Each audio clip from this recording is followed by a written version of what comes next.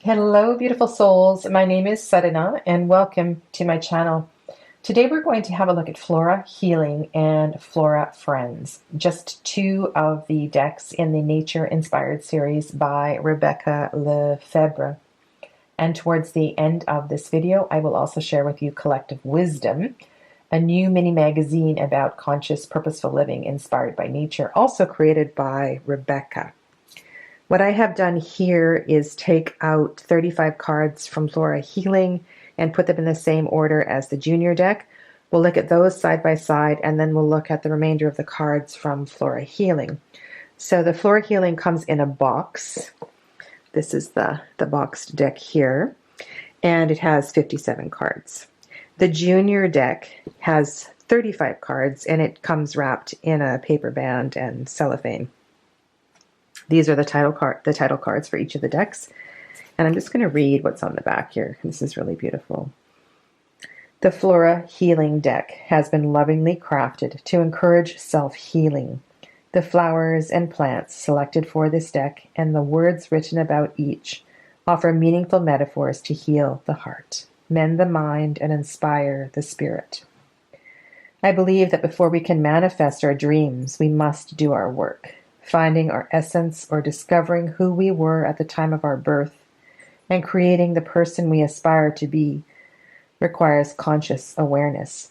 With inspiration and humility as our guides, let us roll up our sleeves, witness our humanity, admit our mistakes, believe weaknesses can manifest opportunity, and bravely forge forward. Avec la vie, with life, Rebecca.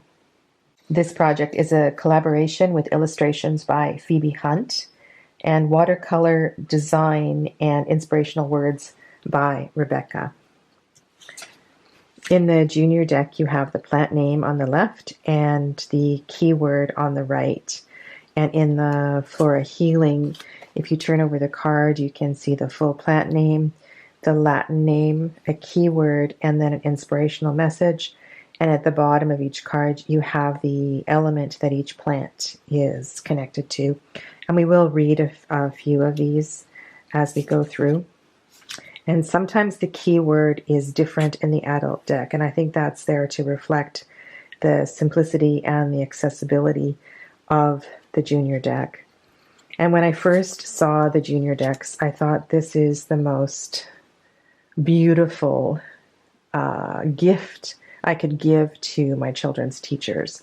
And at the time, I didn't go ahead and do that. But this is something that I'm thinking that I will keep in stock. And as there are teachers that present themselves, I will hand out these decks because I think these are just a beautiful offering to share with children and with teachers who love to work with plants and animals. And yeah, I was so inspired when I found out there was a junior offering. So this is $20, 20 US dollars, and it comes without a box. So the price point is just right for a teacher gift. The color is a little bit different because the paper quality is different, of course. So yeah, Coreopsis, happy. And so let's have a look at the back of Crocus. So this one does have the same keyword. Coming out of hibernation, rising from sleep, and daring to test the terrain is enough to consider retreat.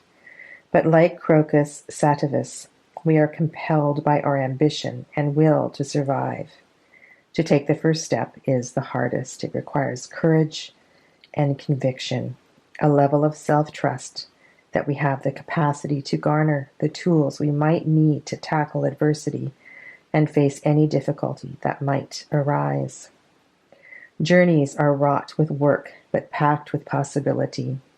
What real and perceived obstacles are laid out before you? What steps can you take to deconstruct those challenges? Believe in this opportunity and start your journey. Will you let fear of failure be your undoing instead? Or instead begin? Beautiful element of air. So these are just beautiful cards to journal with, to draw with, to carry with you on your walks, to meditate with.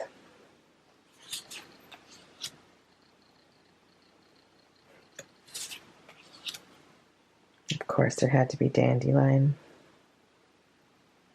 And I love her choice of keyword. And on this one, the keyword is become.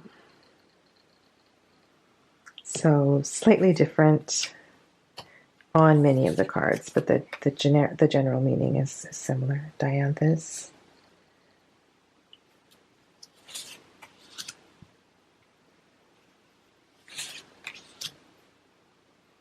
It must have been challenging to choose which cards were going in the junior deck.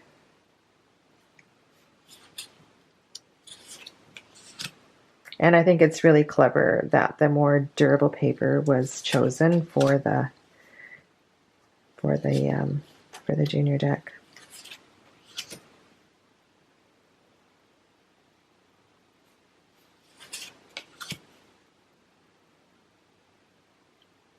It would be, I can just think, being a former teacher myself, just how many things you could do with these cards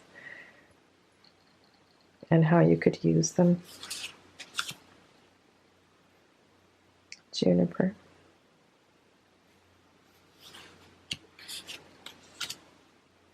Even working with individual children, not as opposed to the whole class, because this would resonate with some children more than others. And I will go through the animal deck, the fauna deck, another day, as well as the mini decks that are in her collection. Moonflower, orchid. So the color is a little more saturated on the untouched, the unfinished paper.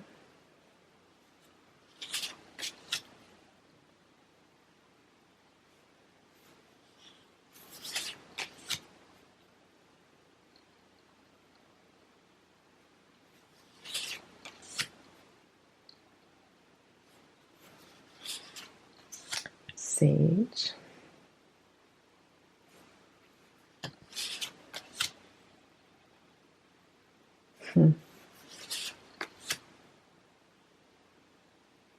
I love the simplicity here too, and this also for me inspires the drawing aspect. So journaling with these and either copying the line art or doing your own watercolor art. Using this as inspiration for your own drawing. Violet. Wisteria. So there we go. So those are the 35 cards that are in the junior deck. And then now we'll look at the remainder of the cards in Flora Healing. And here are the remaining 22 cards. Arnica. Bee Balm. How can you tend your heart, your hearth? What steps can you take to remove unnecessary debris and encourage new growth?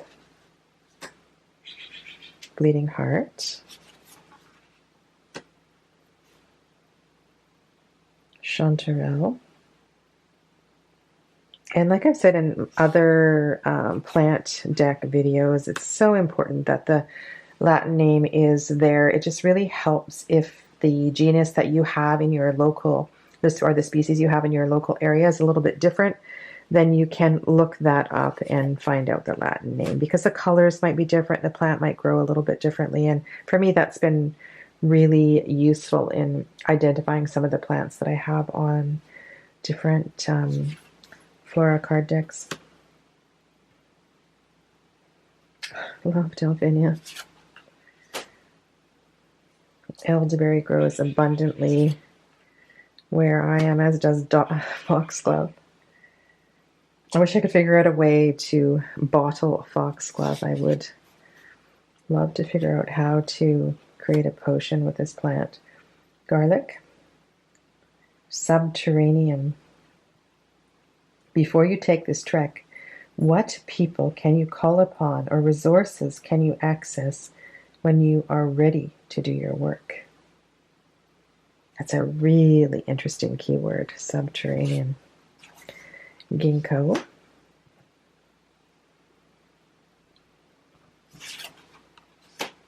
Goldenrod. I just really like the questions and the journal prompts on these cards.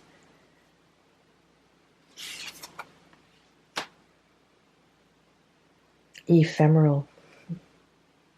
Do you permit complexity to serve as distraction or embrace simplicity in each moment?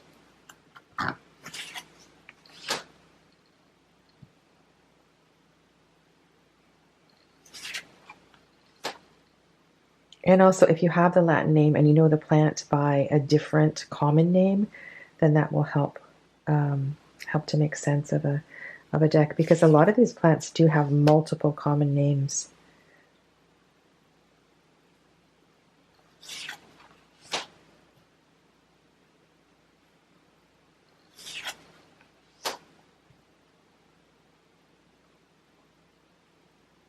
And because these decks are painted with white space, they work so beautifully to support tarot decks and bring out the energy or a deeper message within, like if you're doing a combo reading with a tarot deck, with tarot cards and an oracle deck. Really subtle, but these cards work really beautifully with many, many tarot decks. Yarrow, I'm so glad that's included. Such a, it's considered a weed in so many places, but has so many medicinal purposes. And then the last one is Yucca, channel. It's a lovely one to end with. Adapted for hot, arid conditions, Yucca has mastered its brutal environment. This flora stands at the ready to collect morning dew and late afternoon rain. Its strong green blades and deep crevices stretch assertively to the sky. In stoic fashion, Yucca models cool confidence and calm interconnectedness. Each arm serves as a conduit for communication, a channel to the unexplained. These intuitive grooves are designed to receive nourishment at any time. In Yucca's stead, what tools do you have available that provide sustenance to your soul? How do you channel light and release darkness? Do your tools offer effective ways to find connection in your life?